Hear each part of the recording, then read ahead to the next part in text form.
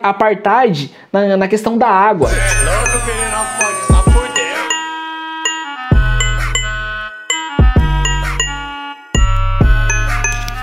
Salve família, boa pra nós, professor Pereira aqui na voz, professor de Geografia e História formado pela Unesp, certo?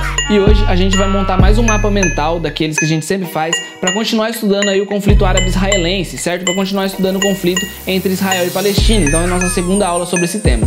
Na primeira aula, a gente já estudou a formação do Estado de Israel e a origem do conflito, o movimento sionista, a primeira guerra árabe-israelense, a Guerra de Suez, a OLP e a Fatah, a Guerra de 6 Dias, a Guerra de Yom Kippur, o Acordo de Camp David e o Acordo de Oslo, certo? A gente terminou a aula passada falando que, aparentemente, surgiria uma paz após o Acordo de Oslo. Foi o primeiro acordo entre Palestina e Israel.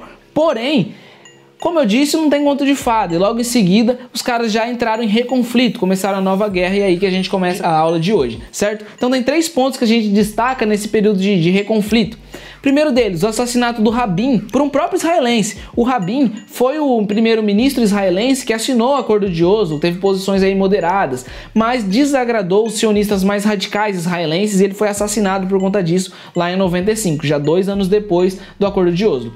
Depois, já logo em seguida, é eleito o Benjamin Netanyahu, alguma coisa aí que vocês estão lendo, certo? Que é também um sionista radical, que vai ter uma política externa contra a Palestina, contra o Acordo de Oslo. E pelo lado palestino, a gente vai ter a ascensão de 2 grupos militantes armados, que é o Hamas e a Jihad Islâmica. Esses grupos já existiam há algum tempo e após o Acordo de Oslo vai ser a ascensão desses grupos que vai marcar também esse reconflito, beleza? Entre esses 2 grupos, Hamas e Jihad Islâmica, o mais importante é o Hamas, até porque ele chega a governar a Palestina. Então a gente vai fazer aqui um ponto sobre o Hamas, beleza? Então vamos lá. Hamas, em árabe, significa uma espécie de sigla que significa Movimento de Resistência Islâmica. Ou seja, ao contrário do Fatah, que é um movimento laico, o Hamas ele é um movimento fundamentalista, ou seja, ele tem bases ali religiosas. O Hamas nasceu em 1988, durante a primeira intifada. E aí, professor Pereira, o que você tá de intifada? Pera aí, família, a gente já chega lá, calma lá, beleza? O Hamas, ele não reconhece o Acordo de Oslo, lá de 1993, e não reconhece o Estado de Israel. Por isso que ele é um grupo sangue no zóio aí, que pegava em arma, que lutava, que tentava resistir às invasões de Israel. Porque para eles, desde o começo, foram invasões de Israel, certo? Nesse processo de resistência, eles pegavam em arma, eles tinham várias táticas de guerra e inclusive chegaram a utilizar de táticas suicidas como forma de atacar o território de Israel, certo? Porém, de um tempo para cá, ele se envolveu na política. Desde 2006, ele governa de fato a Palestina a partir de eleições democráticas, eleições que aconteceram ali no que sobrou da Palestina, na faixa de Gaza e na Cisjordânia, e ele governa esses territórios desde então. E desde então ele tem tido posições mais moderadas, o Hamas. Eles são inclusive bem aceitos dentro da faixa de Gaza e da Cisjordânia, porque eles são responsáveis por uma série de políticas que beneficiam o povo palestino, como por exemplo a construção de diversas clínicas e escolas para atender a população palestina, certo? Lá em 2017 chega a tal ponto que eles mudam o seu próprio estatuto, com posições aí bem mais moderadas, inclusive aceitando negociar com o Estado de Israel, desde que essa negociação com o Estado de Israel seja negociando os territórios segundo a divisão da ONU lá de 1947, antes das guerras, antes de Israel ocupar muito além do que a ONU tinha proposto para ela, certo? Então já dá para dizer que o Hamas tem posições bem mais moderadas. Além disso, no seu estatuto eles deixam bem claros que eles não são anti-judeus nem antissemitas, eles são apenas anti-movimento sionista, beleza? Então vamos lá. O Hamas nasce durante a primeira intifada, mas o que foi essa primeira intifada? A primeira intifada ela já é meio antiga, ela vai de 1987 a 1993, ou seja, antes mesmo do Acordo de Oslo, mas nessa aula está mais dividido aqui por temas, eu achei mais fácil de colocar tudo aqui dividido por temas e não muito por ordem cronológica. Beleza? Então, a primeira intifada ela também pode ser chamada ali de Guerra de Pedras. Por quê? Porque os militantes palestinos, eles tinham o cuidado de não utilizar armas de fogo nesse conflito, porque eles sabiam que a cada 10 bombas que eles jogavam contra Israel, Israel defendia com 100. A cada tiro que eles davam contra Israel, Israel devolvia de volta outros 50. Então eles sabiam que tinha uma força desproporcional, não tinha como eles bater de frente. Então eles queriam incomodar os assentados israelenses que estavam ocupando seus territórios cada vez mais de alguma forma, mas sem gerar um conflito armado muito amplo, rápido que pudesse dizimar os palestinos. Então eles atacavam, incomodavam com ataques com pedras, com coquetéis molotovs, com estilingue, com fundas. Era um meio que eles tinham de resistir de alguma forma, de tentar pelo menos dar visibilidade para sua causa. E a primeira intifada foi bem marcada por isso. Ela deu visibilidade à causa palestina, porque até então muitos acreditavam que a vítima da história era Jerusalém, por estar num território ali diferente, um estado novo. E aí a mídia começou a ver que não, que a vítima na verdade era muito mais a Palestina, que não tinha nem sequer força mais para lutar, tinha que usar pedras, certo? Então foi um conflito importante. Mesmo ele tendo esse cuidado de não utilizar armas de fogo para não ter uma retaliação desproporcional, ainda assim existem vários relatos de espancamentos e torturas por parte das tropas, dos militares israelenses contra o povo palestino. Então, a mídia internacional gosta muito de apontar o Hamas como um grupo terrorista, mas o Estado de Israel, que como a gente viu, já expulsou mais de 2 milhões de pessoas, expulsou milhões de famílias das suas terras, praticou táticas de espancamento, de torturas, não pode ser considerado como terrorista? Só um ponto aí de reflexão, certo? Não vai ser eu que vou julgar essa causa. Firmeza?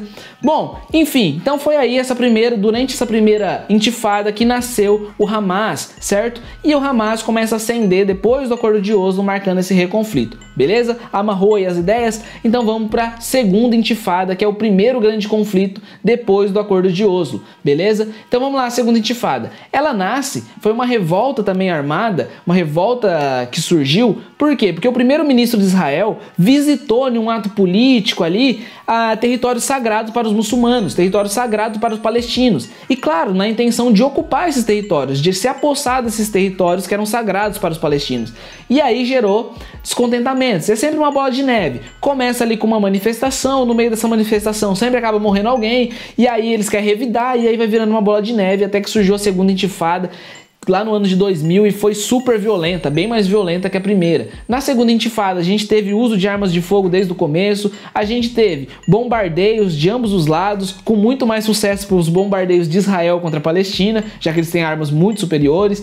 Teve também táticas suicidas por parte do Hamas, da Jihad Islâmica, então foi um confronto aí muito violento. Só para a gente comparar, por exemplo, na primeira intifada morreu cerca de 1.200 palestinos e cerca de 170, 180 israelenses. Olha a discrepância no número de mortos entre os dois lados. Na segunda intifada é muito mais violento. A gente teve cerca de 1.300 israelenses mortos e cerca de 3.300 palestinos mortos nesse confronto. Também é uma discrepância muito grande, com um número de mortos muito maior nessa segunda intifada, certo?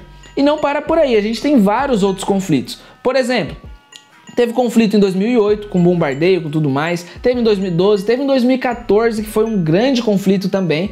Então esses nomes, Operação Chumbo Fundido, Pilar de Defesa, Margem Protetora, foram nomes que Israel deu para suas operações. De modo geral, essas operações, Israel aponta que ele estava atacando alvos do Hamas, atacando fábricas de bombas do Hamas, que a gente não sabe bem se é verdade ou não, até porque essa justificativa é muito usada até hoje e nem sempre parece ser o que eles apontam que é, certo?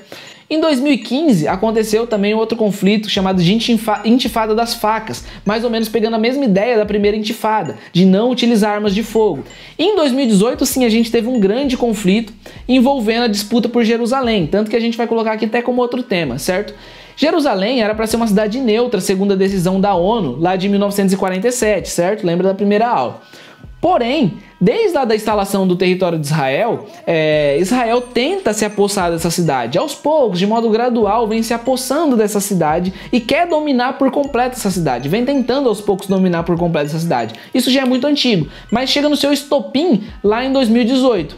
Por quê? Porque em 2018 vai transferir a capital de Tel Aviv para Jerusalém e inclusive vai começar a receber embaixadas de outros países na capital nova, Jerusalém, que deveria ser um território neutro, que não pertence a ela de fato, segundo a ONU, certo? Então gerou vários conflitos, até porque Israel também é uma cidade sagrada para os palestinos e devia ser uma cidade neutra, devia ser uma cidade compartilhada com os palestinos aí no mínimo, certo? Então foi outro ponto aí de reconflito. Não existe instalação de embaixada em território neutro. Então, nesse momento que os Estados Unidos inaugurava uma embaixada em Jerusalém, ele estava se posicionando, mais uma vez, a favor de Israel, a favor de que Israel dominasse completamente a cidade de Jerusalém, certo? logo em seguida foi seguido por vários outros países. Outros países já logo em seguida anunciaram que mudaria sua embaixada também lá para Jerusalém. Inclusive o atual presidente do Brasil nesse momento, Jair Bolsonaro, ele também falou que mudaria a embaixada do Brasil de Tel Aviv para Jerusalém. Porém, ali ele sofreu algumas ameaças dos árabes e acabou desistindo aí. Os árabes, importantes parceiros comerciais do Brasil, acabou desistindo da ideia, mandou só um escritório, não mandou a embaixada inteira. Mas aí foi um clima de tensão e que gerou conflitos, gerou revoltas. Os palestinos foram pra rua queimar pneu, lançar pedras com estilingue, lançar pedras com funda, lançar coquetéis molotovs, fazer as táticas de conflito, de resistências que eles podiam naquele momento. Morreram aí mais dezenas de palestinos nesses conflitos e foi aí um conflito bem marcante também em 2018 pela disputa de Jerusalém. E a gente pode dizer que gradualmente, ano após ano, cada vez mais Israel vem se apossando da cidade de Jerusalém e expulsando cada vez mais palestinos ali da cidade. Tanto é que em 2021, o ano que eu gravo esse vídeo, a gente teve outros confrontos, outro conflito envolvendo também a disputa por Jerusalém. Por quê? Já logo no começo de 2021, houve ali uma tensão muito grande, porque Israel ameaçou expulsar famílias palestinas ali das margens, ali em volta de Jerusalém. E já começou a gerar conflitos. Além disso, durante o mês do Ramadã, que é um mês sagrado para todos os muçulmanos, que é um mês muito importante, mais sagrado para a religião islâmica, houve repressão dos militares de Israel às margens ali da mesquita de Jerusalém, a mesquita mais importante, uma das mesquitas mais importantes para todo o islamismo no mundo, certo? Então, no mês mais importante, sagrado para os muçulmanos, houve repressão, lançamento de gás lacrimogêneo, barulho em volta da mesquita propositalmente para incomodar ali os palestinos. E somando a tudo isso, outro ponto, a Rússia, no meio da pandemia que a gente vive em 2021, não sei que ano que você está assistindo esse vídeo, Rússia mandou vacinas para a Palestina e Israel interceptou. Por alguns dias bloqueou para que essa vacina não chegasse aos palestinos. Então em 2021 teve uma tensão muito grande envolvendo esses dois países a ponto de gerar conflitos enormes, maiores até que os de 2018, comparados aí com os de 2014. Certo? Então a população foi pra rua, Hamas lançou mísseis contra Israel, a maior parte desses mísseis foi interceptado pelo sistema de proteção israelense, chamado aí de Domo de Ferro, eu vou deixar imagens aí. Além disso, vários confrontos na rua, e Israel revidou os bombardeios, derrubando prédios civis, derrubando prédios de jornalistas, de jornais, sob a justificativa de serem bases do Hamas, de serem territórios de produção de bombas do Hamas e tudo mais, ligados ao Hamas pelo menos. Então foi um conflito bem sério, morreu diversas crianças e tudo mais nesse conflito de 2021. Bom, a gente vê aí que atualmente a atualidade da Palestina não é boa e parece caminhar cada vez pior. Em 2021 também foi eleito um novo primeiro-ministro, que é o Naftali Bennett, alguma coisa assim, que ele também é um sionista radical, não aceita negociar com a Palestina. Ele foi eleito sob o slogan de nenhum centímetro a mais para os árabes. Além disso, antigos aliados como o Egito, que a gente viu lá passada, hoje tem outros presidentes com outros alinhamentos. Hoje o Egito está alinhado com Israel e tem, inclusive, forçado esse bloqueio contra a Palestina. Então é uma situação bem complicada. Essa disparidade nos conflitos, a desigualdade nesses conflitos, chegam até a apontar muitos historiadores, jornalistas, sociólogos que estudam esse conflito Palestina versus Israel, apontam que a gente já pode até falar em um genocídio palestino por parte do Estado de Israel. Outros apontam em um holocausto palestino pelo Estado de Israel, outros em um apartheid palestino, já que Israel tem cada vez mais separado os dois ali na cidade de Jerusalém, que ambos viviam juntos por muito tempo. Cada vez a gente vê mais vídeos de militares reprimindo palestinos na cidade de Jerusalém, de famílias sendo expulsas.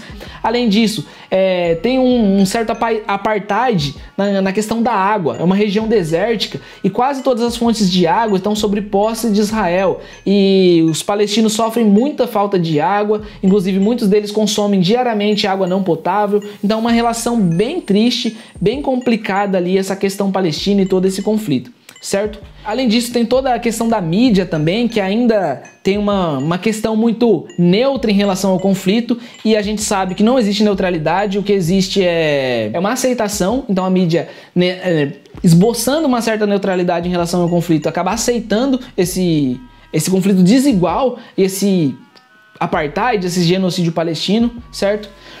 E por hoje a gente fica por aí, a gente já falou até demais, né? Espero que esse vídeo tenha dado visibilidade à causa palestina. Espero que vocês tenham pegado a visão, absorvido aí dentro do possível, certo? Se você gostou desse vídeo, se inscreve no canal, ativa o sino, curte esse vídeo, deixa comentário. Se gostou mesmo, se tiver condição, faz um pix aí pra nós. Vou deixar na descrição várias indicações, minhas redes sociais. Dá uma olhada aí com carinho na descrição, certo? E é isso, família. Aquele abraço, fica com Deus. Até a próxima. Progresso pra nós e viva a Palestina livre, certo?